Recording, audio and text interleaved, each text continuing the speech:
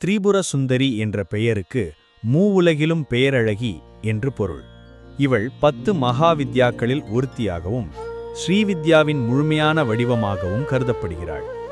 திரிபுர சுந்தரி அம்மன் ஆதி பராசக்தியின் ஒரு முக்கிய வடிவம். இவள் லலிதா, ராஜராஜேஸ்வரி போன்ற பல பெயர்களிலும் அழைக்கப்படுகிறாள்.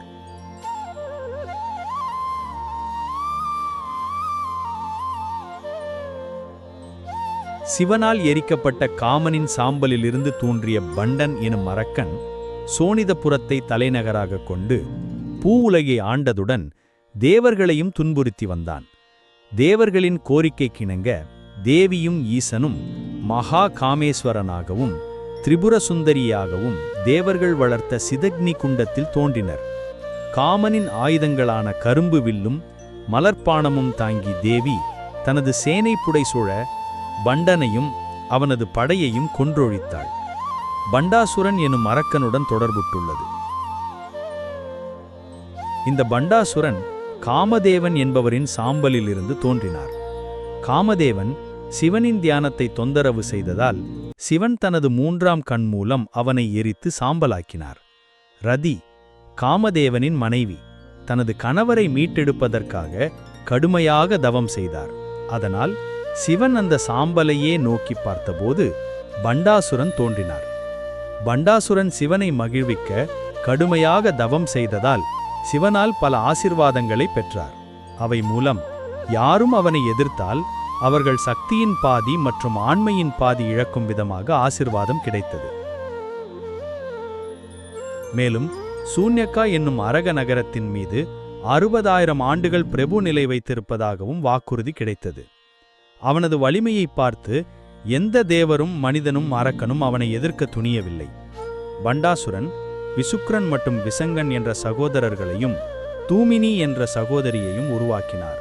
மேலும் 4 மனைவிகளை உருவாக்கி 30 மகன்களையும் ரஷ்மி பிரபா என்ற மகளையும் பெற்றார். பண்டாசுரனின் மகா வல்லமைக்கு பயந்த தேவர்கள் அவரை எதிர்க்க முடியாது என்ற பயத்தில் ஒளிந்து கொண்டு பராசக்தி தேவியை வழிபட்டனர். ஆனால் அந்த நேரத்தில் பண்டாசுரன் விஷ்ணுவால் ஏற்படுத்தப்பட்ட மாயை காரணமாக காமம், ரசங்கள் ஆகியவற்றில் மூழ்கியிருந்தார். தேவர்கள் பராசக்தியை ஆராதித்துக் கொண்டிருந்த சமயத்தில் பண்டாசுரன் தாக்கினார். நம்பிக்கையின்றி தேவர்கள் யாக குண்டத்தில் தங்களை தாங்கிவிட்டனர். பண்டாசுரன் அந்த இடத்தை விட்டு சென்ற பிறகு பராசக்தி திரிபுர சுந்தரியாக அவதாரம் எடுத்து தேவர்களை மீட்டெடுத்தாள். அவள் தன் உடலின் உறுப்புகளிலிருந்து உலகங்களையும் சக்திகளையும் உருவாக்கினாள்.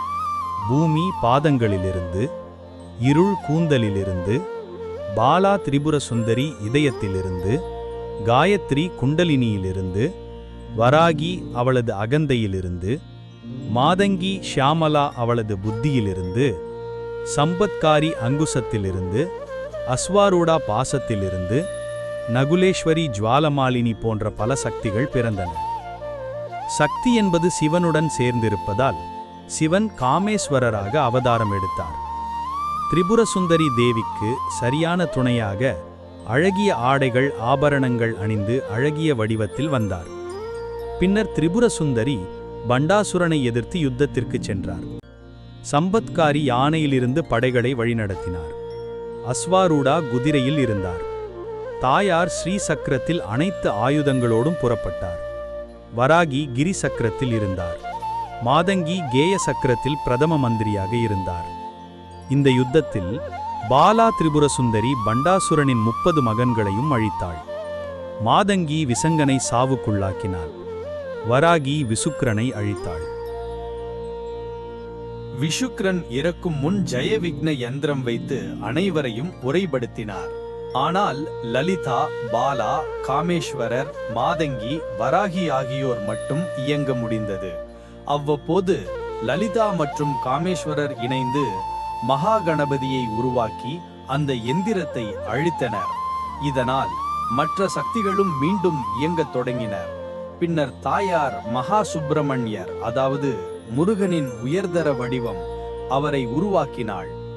பண்டாசுரன் விஷ்ணுவின் 7 அவதாரங்களில் அழிந்த அரக்கர்களை மீண்டும் உயிர்ப்பித்தான். இதனால் திரிபுர சுந்தரி தன் நகங்களிலிருந்து தசாவதாரங்களை வெளியிட்டு அவர்களை அழித்தாள். இறுதியில் பண்டாசுரனின் படையை மகா பாசுபதாஸ்திரம் கொண்டு அழித்தாள். பண்டாசுரனை காமேஸ்வராஸ்திரம் கொண்டு அழித்து ஷூம்யகா நகரத்தையும் அழித்தாள். பண்டாசுரன் இறந்த பின் காமதேவனை மீண்டும் உயிர்ப்பித்து ரதியின் குடும்ப வாழ்வையும் மீட்டு தந்தாள். இந்த நிகழ்வின் முடிவில் பிரபஞ்சத்தில் அமைதி மற்றும் ஒற்றுமை நிலவியது. திரிபுர சுந்தரி அம்மனின் வரலாறு பல புராணங்களில் குறிப்பிடப்பட்டுள்ளது.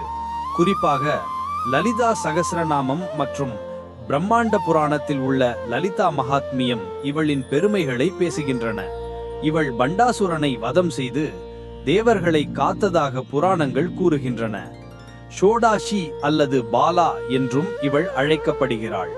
பாலா திரிபுர சுந்தரியை வணங்குவதன் மூலம் கல்வி, ஞானம், செல்வம் மற்றும் நோயற்ற வாழ்வு கிடைக்கும் என்பது ஐதீகம். கோயில்கள் மற்றும் வழிபாடுகள். திரிபுர சுந்தரி அம்மனுக்கு பல கோயில்கள் உள்ளன. அவற்றில் சில உதய்பூர் திரிபுரா. திரிபுராவில் உள்ள திரிபுர சுந்தரி கோயில் மிகவும் புகழ் பெற்றது. இக்கோயில் 1501 மகாராஜா தன்யமாணிக்கியால் கட்டப்பட்டது. திரிபுரா மாநிலத்திற்கே இக்கோயில் பெயரிடப்பட்டுள்ளது. திருக்கழுக்குன்றம், தமிழ்நாடு. திருக்கழுக்குன்றத்தில் வேதகிரீஸ்வரர் கோயிலின் அம்பாளாக திரிபுர சுந்தரி அம்மன் அருள்பாலிக்கிறார். சென்னை சூளைமேடு. இங்கு 76 ஆண்டுகள் பழமையான திரிபுர சுந்தரி அம்மன் கோயில் உள்ளது. மேலூர், சென்னை. அருள்மிகு திரிபுர சுந்தரி உடனுரை அருள்மிகு திருமணங்கீசர் ஆலயம் மேலூரில் அமைந்துள்ளது. இங்கு அம்பாள் இச்சா சக்தியாக அருள்பாலிக்கிறார். புதியம்புத்தூர், தூத்துக்குடி. தூத்துக்குடி மாவட்டத்தில் புதியம்புத்தூரில் திரிபுர சுந்தரி அம்மன் கோயில் உள்ளது. செம்பாக்கம், காஞ்சிபுரம். ஸ்ரீமத் ஔஷத லலிதா மகா திரிபுர சுந்தரி ஸ்ரீ சக்கர ராஜசபை ஸ்ரீபீடம் ஸ்ரீ பால சமஸ்தான ஆலயம் இங்கு அமைந்துள்ளது. திரிபுர சுந்தரி அம்மனுக்கு ஸ்ரீசக்கரம் மூலமாக வழிபாடு செய்யப்படுகிறது. ஸ்ரீசக்கரத்தில் அனைத்து தெய்வங்களும் அடங்கியுள்ளன என்பது நம்பிக்கை. இந்த அம்மனை வழிபட்டால் நினைத்த காரியங்கள் நிறைவேறும், காரிய தடைகள் நீங்கும் என்பது பக்தர்களின் ஆழ்ந்த நம்பிக்கை. இதுபோல நல்ல பதிவுகளை தொடர உங்கள் கருத்துக்களை கருத்திட, அதாவது கமெண்ட் செய்யவும்.